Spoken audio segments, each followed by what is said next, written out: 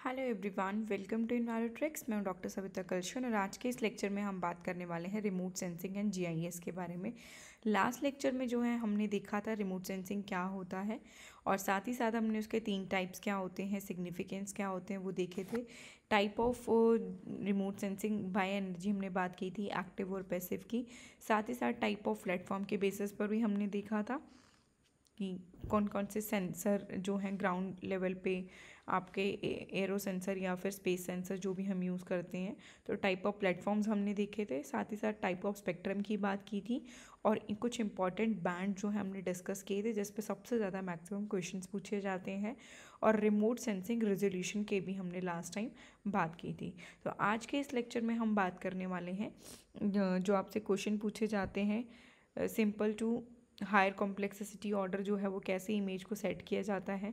India में satellite mission कब start हुआ था, क्या कौन कौन सी इंपॉर्टेंट सैटेलाइट है, जीआईएस क्या होता है और इससे रिलेटेड कुछ एमसीक्यूज। तो चलिए स्टार्ट करते हैं आज का लेक्चर। तो सबसे पहले अगर हम बात करें primary ordering of image element fundamental to analysis process. किसी भी प्रोसेस को, किसी भी इमेज को जब हम अरेंज करते हैं, एनालाइज करते हैं, तो हम क्या करते हैं, किसी ऑर्डर में जो है उसको अरेंज करते हैं। ठीक है, उसकी डिग्री ऑफ कॉम्प्लेक्सिटी जो है वो हम चेक करते हैं। तो सबसे पहले अगर हम बात करें, सबसे पहले जो है आपका सबसे पहले आता है आपका जो सिंपल बिल्कुल बेसिक एलिमेंट जो होते हैं वो होता है टोन और कलर। टोन और कलर क्या बताता है हमें, यूनिफॉर्मिटी और कंट्रास्ट। क्या बताता है, यूनिफॉर्मिटी बताता है। Why simple, because basic visual perception first thing human eye detect. तो टोन कैसा होगा, कलर कैसा होगा, ये क्या है, हम ह्यूमन आई से भी देख सकते हैं। तो ये क्या है, एक बहुत ही बेसिक स्ट्रक्चर है और जो हमें क्या बताता है, यूनिफॉर्मिटी बताता है। बेसिक स्ट्रक्चर जो होता है टोन और कलर होता है। देन उसके बाद आता है, जैसे एग्जाम्पल के तौर पर अगर मैं बात करूँ तो उसमें water appear dark, water dark दिख रहा है, वेजिटेशन ग्रीन दिख रही है, सॉइल ब्राउन दिख रही है। All these things are tone और कलर में जो है आपके कंसिडर किए जाते हैं। तो सबसे बेसिक एलिमेंट के अकॉर्डिंगली जो काफ़ी सारे क्वेश्चंस जो हैं मैंने इससे रिलेटेड देखे थे एमसीक्यूज में, इसीलिए मैंने ये स्पेशल इमेज जो है वो डाला ताकि आपको हमेशा क्लियर रहे कि प्राइमरी क्या होता है, टोन और कलर होता है। फिर सेकेंडरी आते हैं जिसमें क्या आएगा आपका साइज, शेप और टेक्सचर। क्या आएगा, साइज, शेप और टेक्सचर, 3 एलिमेंट्स आएंगे SST। ठीक है, SST, size, shape and texture. Shape की बात करें, सबसे साइज की अगर हम बात करें तो इट्स स्टिल डायरेक्ट मेजरमेंट। ये क्या है, ये भी एक डायरेक्ट मेजरमेंट हमें पता लगती है, या तो लार्ज होगा या स्मॉल होगा। ठीक है, अगर मान लो कि कोई फुटबॉल फील्ड है या कोई फार्मर फील्ड है, ठीक है, वर्सेस हाउस, अगर हम देखेंगे तो हाउस बड़ा है या फिर फुटबॉल बेसिस, मतलब कि हम डिफ्रेंशिएट कर पाते हैं दो चीज़ों में उसका साइज़ कैसा है। तो अगर हम डिफ्रेंशिएट कर पाते हैं तो ये क्या है, एक सेकेंडरी लेवल है कि एक प्लेग्राउंड या फिर घर। ठीक है, कहाँ पे ज़्यादा स्पेस है, कहाँ पर ज़्यादा स्पेशियस चीज़ें जो हैं, तो वो क्या है, वो भी जो है विजुअल आई से हम देख सकते हैं। तो ये भी क्या है, थोड़ा सा कॉम्प्लिकेटेड होता है, इसलिए इसको हम किस में डालते हैं, सेकेंडरी में। S stands for size, S stands for secondary. Then आता है आपका शेप। शेप में क्या होता है, it is slightly more complex because recognization require pattern matching. Shape में क्या होता है, हमें रिकॉग्नाइज करना पड़ता है कुछ पैटर्न को, कि पॉन्ड जो है वो सर्कुलर इन शेप है, बिल्डिंग्स क्या है, रेक्टेंगुलर है। तो on the basis of shape जो है हम क्या करते हैं, डिफ्रेंशिएट करते हैं ऑब्जेक्ट्स में। तो इसीलिए इसको किस में रखा गया, सेकेंडरी में, कि थोड़ा सा जो है प्राइमरी से आपका कॉम्प्लेक्स हो जाता है। देन टेक्सचर की अगर हम बात करें तो वो हमें बताता है सरफेस जो है स्मूथ है कि रफ है। तो derive from tone variation, texture जो है वो कहाँ से डिराइव हुआ है, टोन वेरिएशन से डिराइव हुआ है। जब भी कोई चीज़ किसी से कहीं से डिराइव हो रही है तो वो सेकेंडरी में जाएगा। तो टेक्सचर कहाँ से डिराइव हुआ है, टोन से डिराइव हुआ है। And require perception of smoothness और रफनेस, क्या बताता है, स्मूथनेस या फिर रफनेस को जो है वो बताता है। कि ग्रासलैंड्स की अगर हम बात करेंगे तो उनका टेक्सचर क्या है, स्मूथ है। फॉरेस्ट की बात करेंगे तो वो क्या होगा, उसका टेक्सचर रफ होगा, कि कहीं पे बड़े पेड़ हैं, कहीं पे छोटे हैं, कहीं पे मिनिमम। तो मतलब variation, different varieties of biodiversity जो है वो देखने को मिलती है एट द फॉरेस्ट। तो वहाँ पे क्या है, हमें रफनेस देखने को मिलेगी। तो टेक्सचर जो है कहाँ से टेक्सचर जो है आपका किस में कंसिडर किया जाता है, सेकेंडरी में। तो टोन और कलर प्राइमरी में, बेसिक में, साइज शेप और टेक्सचर किस में, सेकेंडरी में।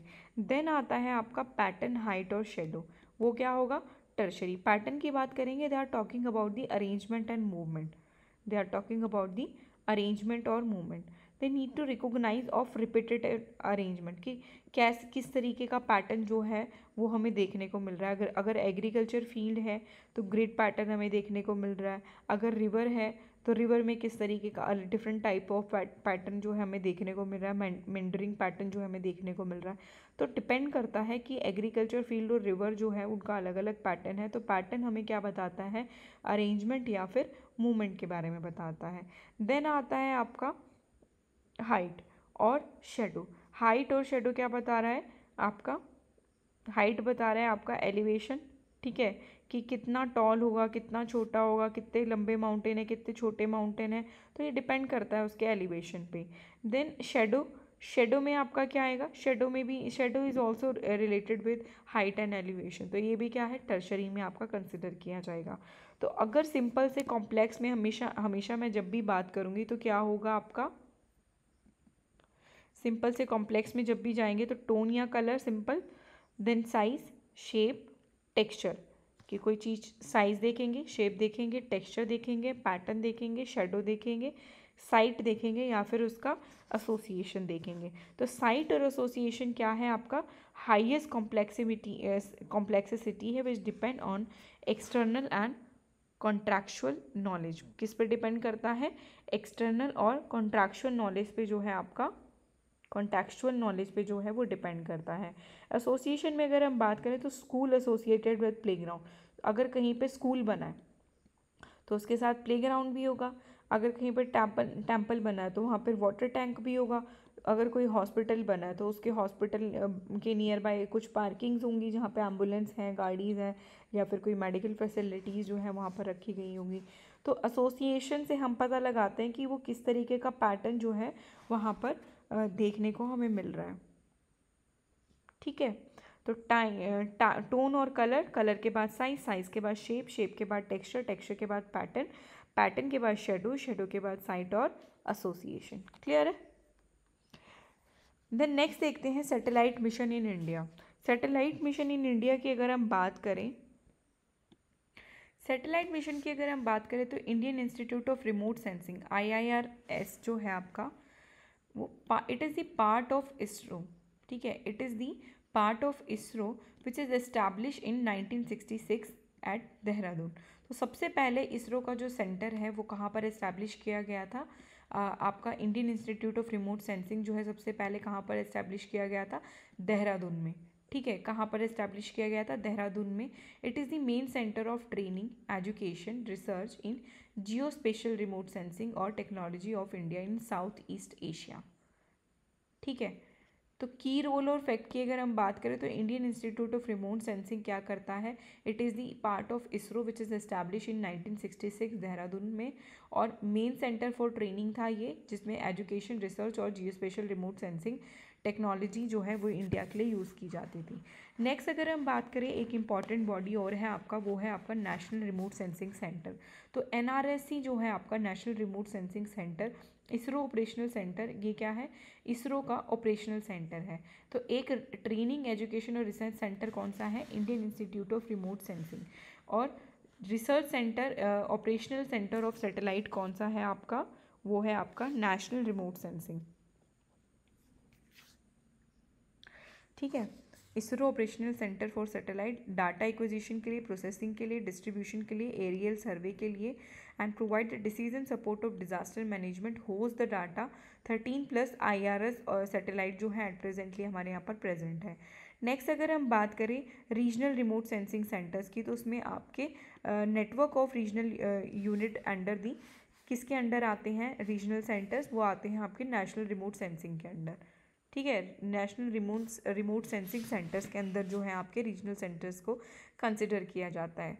ये बहुत ज़्यादा इंपॉर्टेंट नहीं है, लेकिन सिर्फ आपको पता होना चाहिए कि Indian state of Remote sensing कहाँ प्रेजेंट है, उसका काम क्या है, तो वो क्या है, सेंटर फॉर ट्रेनिंग और एजुकेशन है। नेशनल रिमोट सेंसिंग सेंटर जो है वो इसरो का ऑपरेशनल सेंटर है। ठीक है, इसरो का ऑपरेशनल सेंटर कौन सा है, नेशनल रिमोट सेंसिंग सेंटर, जहाँ पर processing, acquisition, distribution, aerial service सब देखा जाता है। रीजनल रिमोट सेंसिंग सेंटर्स की अगर हम बात करें तो वो किसके तहत आता है, नेशनल रिमोट सेंसिंग सेंटर के तहत जो आता है।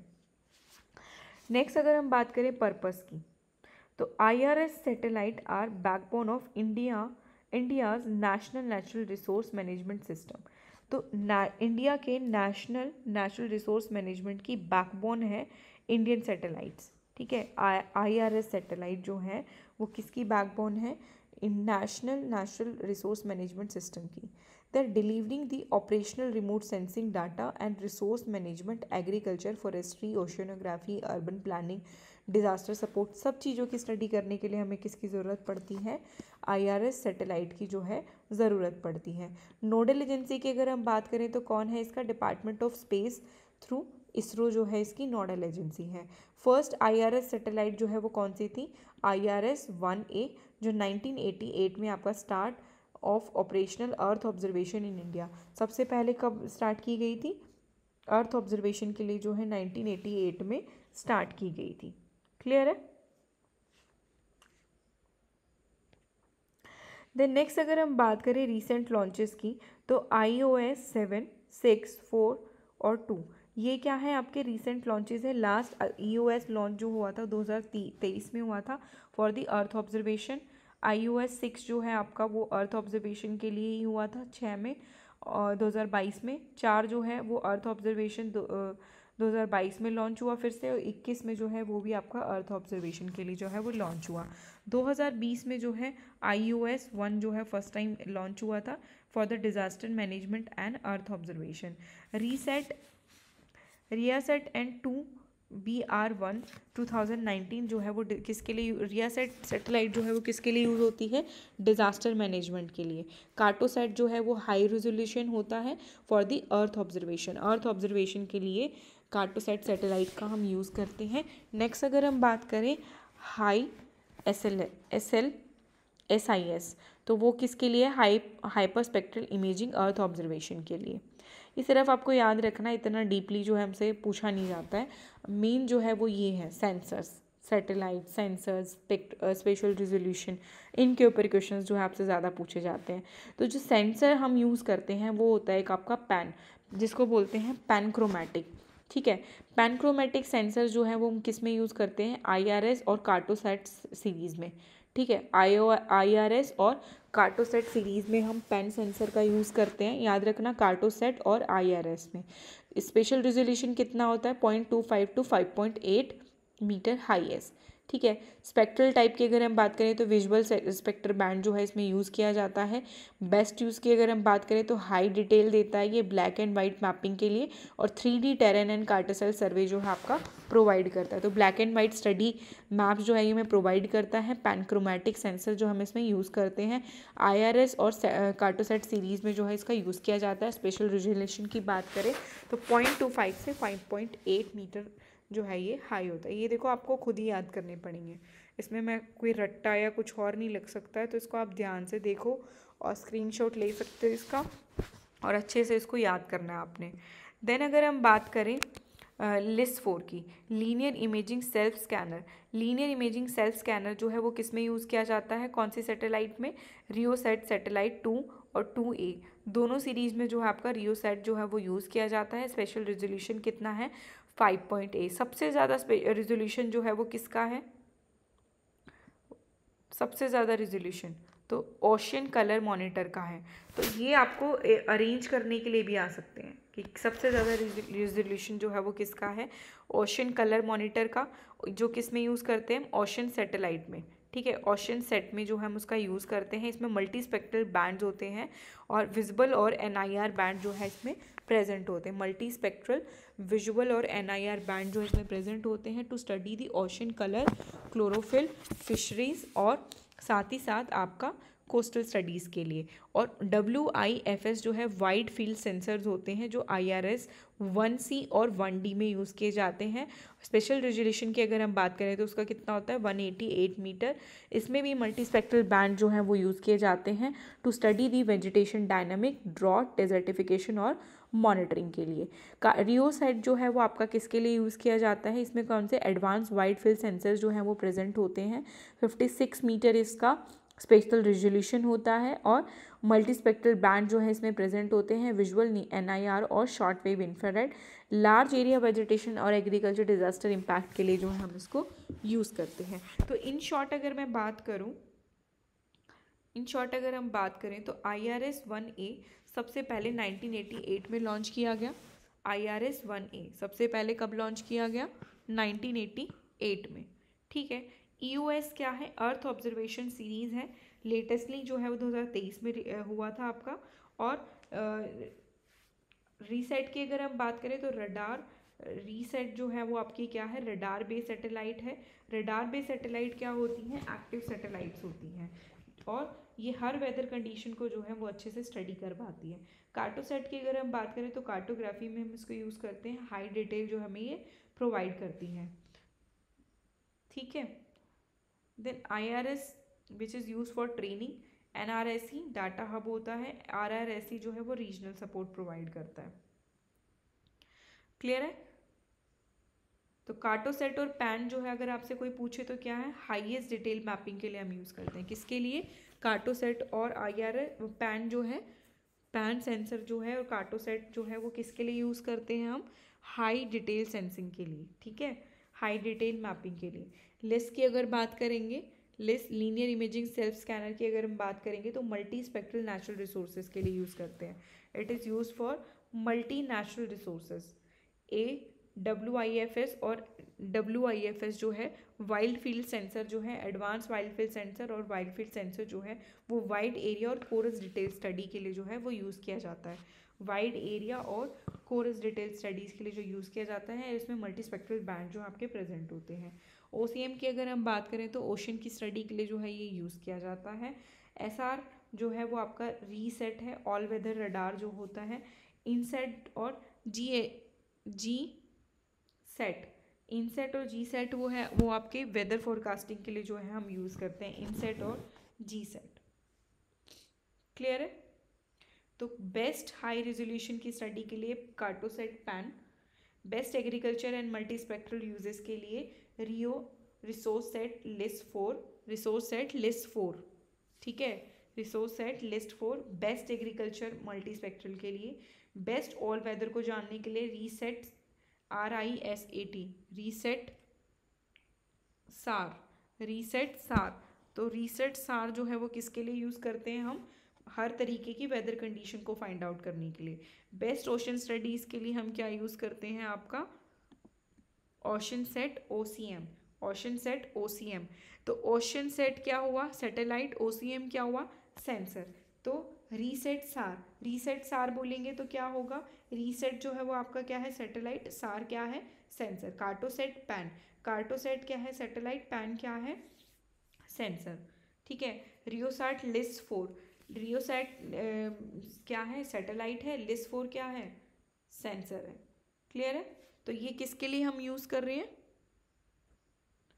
तो बेस्ट मेट्रोलॉजी के लिए इनसेट और जी सेट जो है हम यूज़ करते हैं। इनसेट और जी सेट हम किसके लिए यूज़ कर रहे हैं, मेट्रोलॉजी के लिए। दोबारा से एक बार रिवाइज करवा रही हूँ, बेस्ट हाई रेजोल्यूशन के लिए Cartosat pan, best agriculture multispectral के लिए रियोसेट लिस्ट 4, बेस्ट ऑल वेदर के लिए रीसेट सार और बेस्ट ओशन स्टडीज़ के लिए ocean set OSCM, best metrology के लिए INSAT GCT images.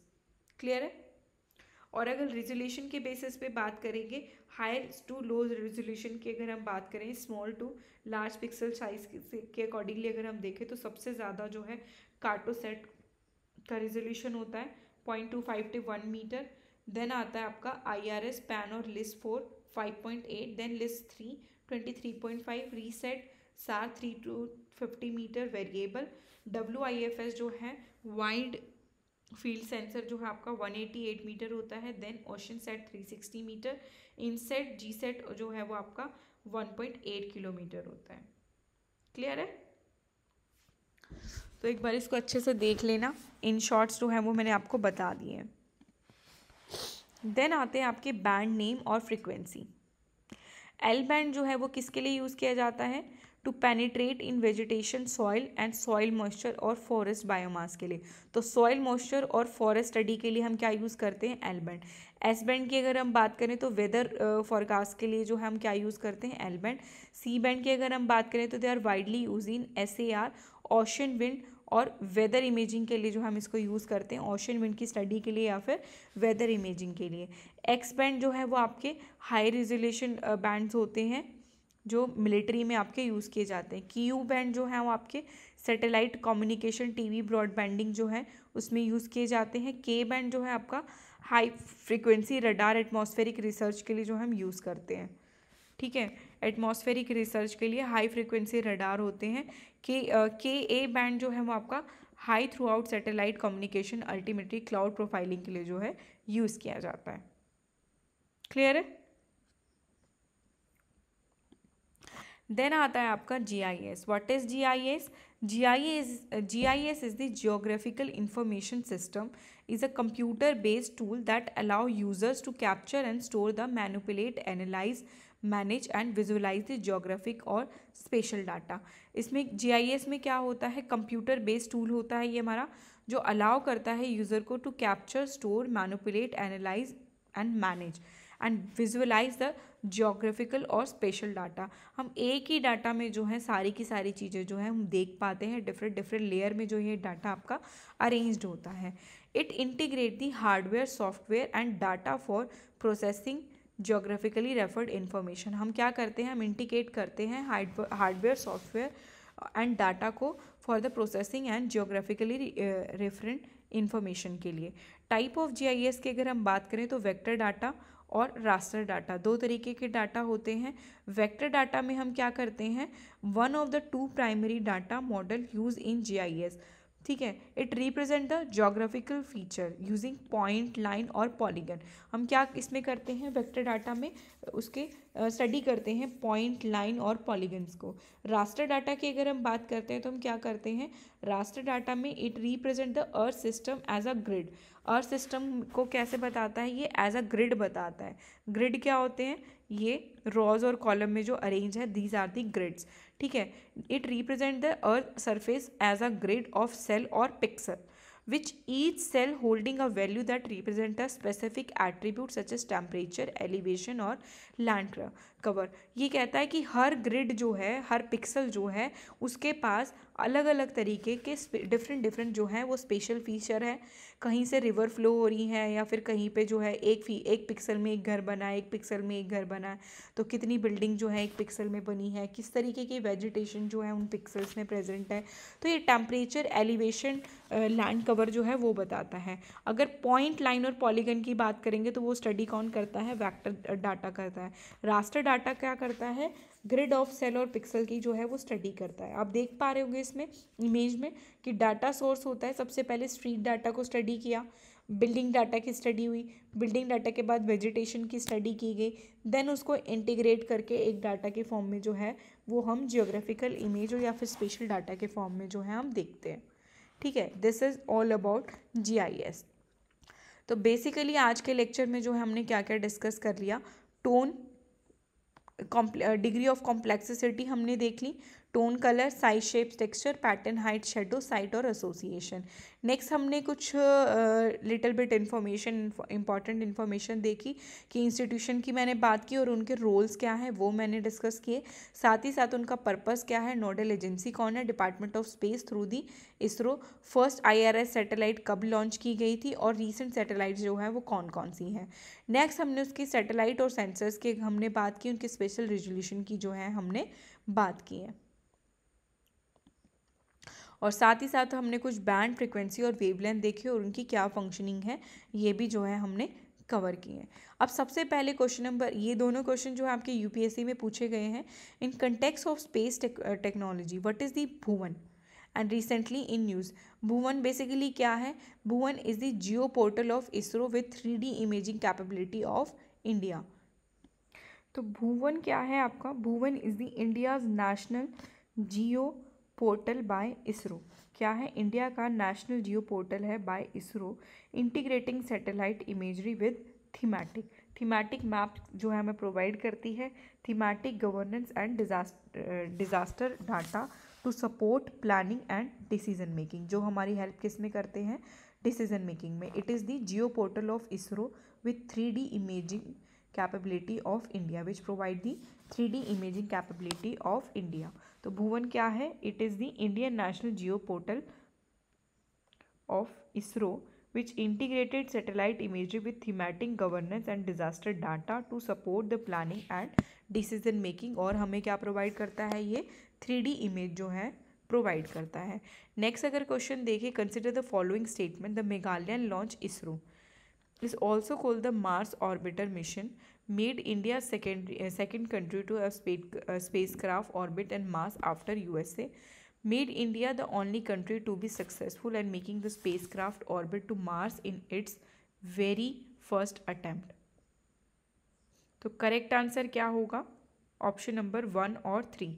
The Mangalyaan launch by ISRO and made India the second country to have a spacecraft orbit the Mars after USA. India जो है वो सेकेंड कंट्री है to have a space craft orbit after USA. ठीक है, after USA. तो correct answer क्या है? Option number C जो है आपका करेक्ट आंसर है। देन नेक्स्ट क्वेश्चन क्या कह रहा है?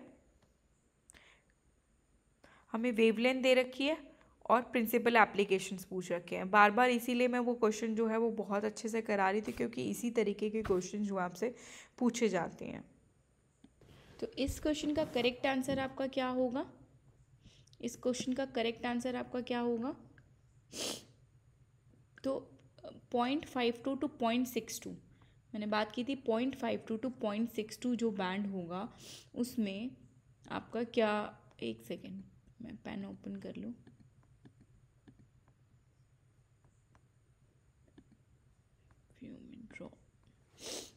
ठीक है, तो 0.5 टू 0.62 अगर बात हो रही है तो हम क्या कर रहे हैं? वेजिटेशन की बात करें। 0.5 टू 0.62, 0.5 टू 0.62 में आपका क्या कंसिडर किया जाता है? देखो 0.5 टू 0.62 ग्रीन बैंड। ग्रीन बैंड क्या कर रहा है आपका? ग्रीन बैंड क्या कर रहा है आपका? मेज़र कर रहा है किसको? वेजिटेशन और विग्रेस असाइनमेंट को। क्लियर है? तो यहाँ पर अगर एक भी पता है आपको इजीली सॉल्व कर पाओगे। ठीक है, अब पी के दो सेकंड जो है वो दो ऑप्शंस में है। देन नेक्स्ट 1.55 टू 1.75, 1.55 टू 1.75 और 1.55 से लेके 1.75 जो है वो कौन से बैंड का होता है? अब देखो इसमें से जो है वो क्वेश्चन में अगर देखें तो नहीं दे रखा, लेकिन अंदाजे से देखें कि 1 से 1 की रेंज में जो है वो कौन सा है? 1.5 टू 1.75 कौन सा बैंड है वो? तो ये आपका शॉर्ट वेव इंफ्रारेड की रेंज में जाएगा। 1.5, 1.3 और 1.5 नियर अबाउट है, तो ये किस में जाएगा आपका? शॉर्ट वेव इंफ्रारेड की रेंज में। तो 1.55 टू 1.75 जो है आपका किसके लिए यूज़ किया जाता है? बेसिकली इसका क्या काम होता है आपका? सॉइल मॉइस्चर को चेक करना। तो शॉर्ट वेव इंफ्रारेड का क्या काम है? सॉइल मॉइस्चर की स्टडी करना। ठीक है, शॉर्ट वेव इंफ्रारेड का क्या काम है? नियर इंफ्रारेड का मॉइस्चर की स्टडी करना। ग्रीन बैंड का क्या काम है? वेजिटेशन विग्रेस असाइनमेंट देखना। 1.55, 1.75 अगर दे रखा होगा या 1.32, 3.3 माइक्रोमीटर अगर दे रखा है तो they are talking about this short wave infrared कि सॉइल मॉइस्चर की इसमें स्टडी की जाती है। देन 10.4 टू 12.5 की अगर हम बात कर रहे हैं तो क्या किसकी बात करेंगे? देखो वेवलेंथ रेंज बहुत ज़्यादा है तो they are talking about the thermal. ठीक है, तो थर्मल इंफ्रारेड की बात कर रहे हैं। वेवलेंथ रेंज जो है थर्मल की 8 टू 14 के बीच में रहती है, 8 से 14 के बीच में। हमेशा याद रखना थर्मल आईआर का जो एटमॉस्फेरिक विंडो है वो 8 से 14 माइक्रोमीटर का होता है। तो इन्होंने इन बिटवीन ही पूछ रखा है, 8 से 14 का होता है, तो 10 से 12 के बीच में बात कर रहे हैं। तो 10 से 12 के बीच में अगर हम बात करें तो थर्मल का क्या काम है? थर्मल मैपिंग करना। ठीक है, क्या करना? थर्मल मैपिंग करना। ठीक है। 2.8 to 2.35 जो है वो क्या डिटेक्ट करता है, मिनरल एंड रॉक टाइप्स को, क्या करता है, मिनरल्स एंड रॉक। ये भी जो है आपकी शॉर्ट वेव इंफ्रारेड का सेकंड बैंड है जिसमें मिनरल और रॉक टाइप की स्टडी करते हैं। ये जो है आपका शॉर्ट वेव इंफ्रारेड का फर्स्ट बैंड था जिसमें सॉइल मॉइस्चर की हम स्टडी करते हैं। तो इसको 0.52 से 0.62 अगर बात करेंगे तो they are talking about the green band, vegetation study कर रहे हैं। और 1.5 से 1.75 जो है आपका शॉर्ट वेव इंफ्रारेड बैंड 1 है जिसमें सॉइल मॉइस्चर की स्टडी कर रहे हैं। 2.8 टू 2.35 की अगर बात हो रही है तो शॉर्ट वेव इंफ्रारेड बैंड 2 है जिसमें मिनरल और रॉक टाइप की स्टडी की जाती है। और ये क्या है, आपका थर्मल बैंड है जिसमें थर्मल मैपिंग हम कर रहे हैं। तो करेक्ट आंसर क्या होगा इसका, option number 1। Then next question देखते हैं, क्वेश्चन नंबर 9। क्वेश्चन नंबर 9 क्या कह रहा है, which of the following are open source software use in Jio spatial data processing. कौन सा जो है इनमें से ओपन सोर्स सॉफ्टवेयर है जो जियो स्पेशल डाटा प्रोसेसिंग में यूज़ किया जाता है। देखो ये क्वेश्चन देखने में बहुत कॉम्प्लिकेटेड लग रहा होगा कि आर्क जीआईएस क्या होता है। आर्क जीआईएस जो है वो आपका इन्वायरमेंटल सिस्टम रिसर्च इंस्टीट्यूट ने जो है इसको डेवलप किया था। किसने डेवलप किया था इसको, इन्वायरमेंटल, ये सॉफ्टवेयर होता है। आर्क जीआईएस जो है वो आपका एक सॉफ्टवेयर है जिसको डेवलप किया था इन्वायरमेंटल सिस्टम रिसर्च इंस्टीट्यूट ने, जिसका क्या काम है, जीआईएस और रिमोट सेंसिंग करना।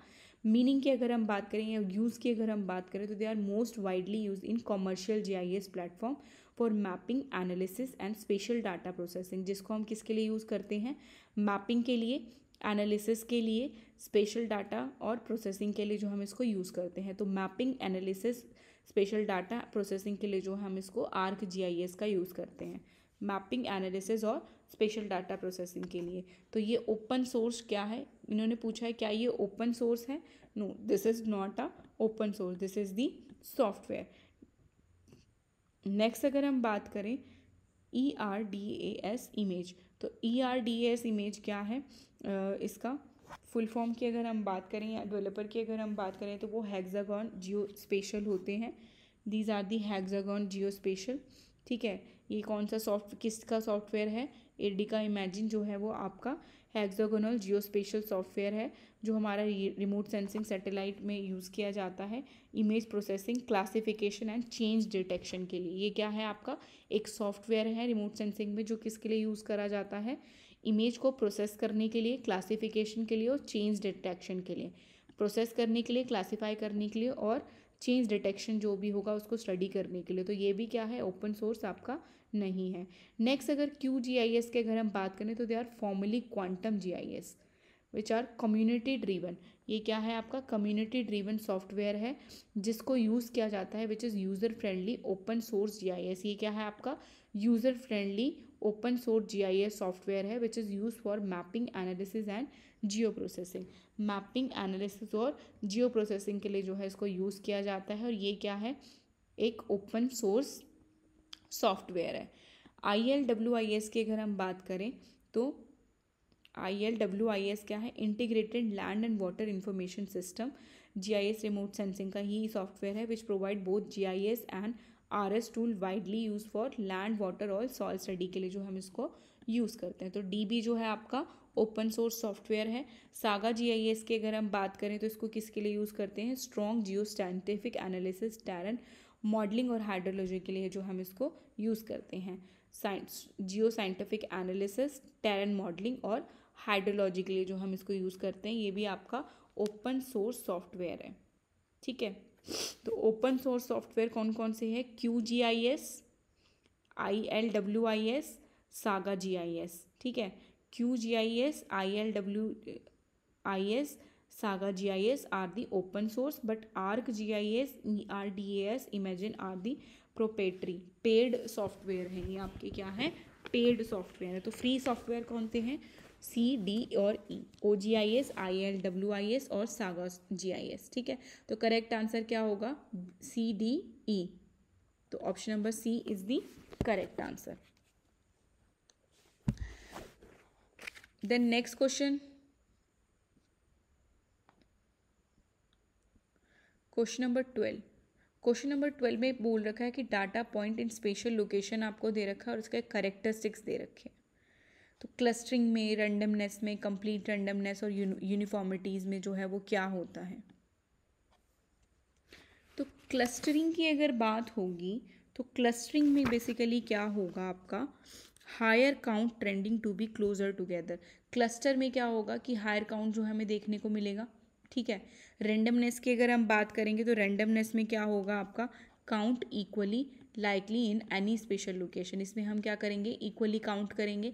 कंप्लीट रेंडमनेस की अगर हम बात करें तो कंप्लीट रेंडमनेस में क्या होता है आपका, count equally likely any spatial location independent of each other. Uniformity की अगर हम बात करेंगे तो they are talking about count spread over the study area. ये सब क्या है इतना जो कॉम्प्लिकेटेड तरीके से जो है आपको इलेबरेट कर रखा है। तो चलो ईजी वे में हम इसको देखते हैं। तो क्लस्टर का बेसिक मतलब क्या होता है कि कोई एक पॉइंट है, कोई एक डिजीज़, कोई पर्सन को, किसी पर्सन को डिजीज़ हुआ, सपोज दैट उस डिजीज़ से किसी एक पे हुआ, जैसे कोविड स्प्रेड हुआ था उस तरह से, तो डिफरेंट डिफरेंट क्लस्टर्स जो हैं वो फॉर्म हो जाते हैं। डिजीज़ आउटब्रेक हमें देखने को मिलता है। तो डिजीज़ आउटब्रेक की जब स्टडी होगी तो उसमें क्या होगा, higher count trending to close together. Higher count जो हमें देखने को मिलेंगे जब जैसे जैसे लोग पास आते जाएंगे। तो इसमें क्या करते हैं हम, इसका क्या मतलब है, इजी वर्ड्स में अगर हम बात करें तो point from group and patches. Point from group and patches की अगर हम बात करेंगे तो they are talking about clustering, ठीक है। Higher count trending to be close together. Then आता है आपका रेंडमनेस। रेंडमनेस में क्या होता है, basically point appears without clear rule. Point जो है वो बिना किसी रूल के होता है, कि रेन ड्रॉप ऑन ग्राउंड, जब कोई एक छोटी सी रेन ड्रॉप आके किसी ग्राउंड पे गिर जाती है तो उसका ऐसा अगर हम देखें तो कोई अनईक्वल और अनइवन रेंडमनेस जो हमें देखने को मिलती है। तो रेंडमनेस में क्या होता है कि point appear without clear rule, बिना किसी क्लियर रूल के पॉइंट जो है वो अपीयर हो जाता है। तो रेंडमनेस में अगर हम बात करें तो रेंडमनेस आपका क्या बता रहा है, रेंडमनेस आपका क्या बता रहा था, basically count equally likely in any spatial location, count equally likely in any spatial location। Then आता है आपका कंप्लीट स्पेशल रेंडमनेस। इसमें प्योर रैंडम डिस्ट्रीब्यूशन हमें देखने को मिलता है, किसी भी तरीके का कोई इन्फ्लुएंस नहीं होता। एग्जाम्पल के तौर पर अगर हम बात करें तो रेडियो एक्टिव पार्टिकल डिके। जब रेडियो एक्टिव पार्टिकल डिके होता है तो कंटिन्यूसली होता है, वो किसी भी तरीके का कोई भी अनइक्वल इन्फ्लुएंस या फिर डिस्ट्रीब्यूशन जो हमें देखने को नहीं मिलता है। तो कंप्लीट स्पेशल रैंडमनेस जो है वो हमें देखने को मिलता है। यूनिफॉर्मिटी की अगर हम बात करें तो point keep equal distance apart. हमेशा जो है point keep equal distance apart. जैसे कि जब हम ऑर्किड ट्रीज जो हैं वो लगाते हैं तो प्लांटिंग जो है वो इक्वल डिस्टेंस पे करते हैं, ठीक है, यूनिफॉर्म डिस्टेंस पे जो हम करते हैं। तो इसका करेक्ट आंसर क्या था क्वेश्चन नंबर 12 का, क्वेश्चन नंबर 12 का करेक्ट आंसर क्या था, ऑप्शन नंबर सी जो है इसका करेक्ट आंसर था। देन नेक्स्ट क्वेश्चन देख लेते हैं, which of the following is a space borne sensor report data in potential use in study of terrestrial surface topography. Space borne sensor report data in spatial in study of terrestrial surface topography के लिए कौन सा जो है space borne sensor हम use करते हैं। तो सबसे पहले अगर हम बात करें टेरेस्ट्रियल सरफेस टोपोग्राफी की बात हो रही है तो कौन सा सेंसर जो है हम यूज़ करेंगे, तो उसके लिए हम एस्टर करेंगे यूज़। एस्टर के साथ साथ आपका एनवी सेट के साथ साथ जो है आपका SRTM। तो एस्टर, एनवी सेट और SRTM जो है आपका स्पेस बोर्न सेंसर है, जो किसके लिए यूज़ किए जाते हैं, to for the potential study of terrestrial surface topography. Potential study of surface topography के लिए हम क्या यूज़ करते हैं, एस्टर, एनवी सेट और SRTM सेंसर्स का। क्लियर है। तो क्वेश्चन नंबर 16 का करेक्ट आंसर क्या है, ऑप्शन नंबर बी।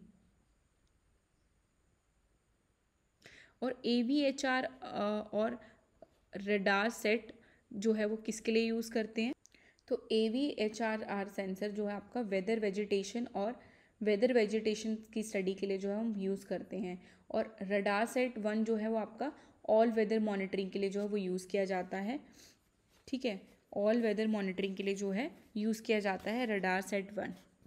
क्लियर है। अब क्वेश्चन नंबर 35 क्या कह रहा है, arrange the following element of image interpretation decreasing order of complexity. Decreasing order की बात कर रहा है, ठीक है, डिक्रीजिंग ऑर्डर की बात कर रहा है। तो सबसे पहले जो है वो किसका होगा, सबसे पहले क्या आएगा आपका, क्या आएगा सबसे पहले, इसीलिए मैंने ये क्वेश्चन टेबल जो है मैंने आपको वो दिखाया था। तो सबसे पहले क्या आएगा आपका एसोसिएशन, एसोसिएशन के बाद आस्पेक्ट, आस्पेक्ट के बाद आएगा आपका पैटर्न, पैटर्न सेकेंडरी था ना, टर्शरी था, पैटर्न, पैटर्न के बाद क्या आएगा टेक्सचर, ठीक है, टेक्सचर के बाद आएगा आपका लोकेशन, ठीक है। लोकेशन जो है वो इजीली हम पता कर सकते हैं किसी पर्सन का, तो सबसे पहले क्या होगा एसोसिएशन, एसोसिएशन के बाद आस्पेक्ट, आस्पेक्ट के बाद पैटर्न, पैटर्न के बाद टेक्सचर, टेक्सचर के बाद लोकेशन, लोकेशन जो है वो सबसे लीस्ट कॉम्प्लेक्स होता है, इसीलिए सबसे लास्ट में जो है हम उसको रखते हैं। तो ऑप्शन नंबर सी जो है वो सिर्फ और सिर्फ दो ऑप्शंस में था, तो यहाँ पर बी ठीक था, डी पैटर्न और स्ट्रक्चर यहाँ पर गलत हो गया, पैटर्न और स्ट्रक्चर जो है आपका टर्शरी में आता है, ठीक है। तो पहले क्या आना था एस्पेक्ट, ठीक है, तो ये क्वेश्चन जो है वो गलत हो गया। क्वेश्चन नंबर 36 भी देख लेते हैं साथ ही। एक्सोस्फेयर, स्ट्रेटोस्फेयर, ट्रोपोस्फेयर और थर्मोस्फेयर। एक्सोस्फेयर पे क्या प्रेजेंट होता है आपका, एक्सोस्फेयर पे